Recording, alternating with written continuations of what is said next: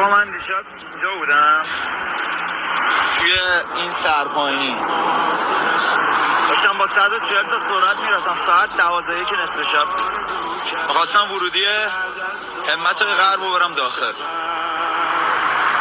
اومدم داخل این لاین یه کامیونی چرا خاموش جلوی من بود. من اگه یک لحظه دستم از روی فرمون ول میشد الان اینجا رو بسته بودن تا خورده های موتورمو جمع کنن. بعد از اینکه این اتفاق گذشت با خودم گفتم چرا فرمون رو گرفتی؟ تو که کسی رو نداری دلت بهش خوش باشه بابا، کسی منتظرت خونه نیست. خدا وکیلی دارم حالا به شما هم نصیحت میکنم اگه موتور سواری دور و براتون دارید هواشو داشته باشید آقا. بعد یه حرف شما میتونه زندگیشو تمام کنه.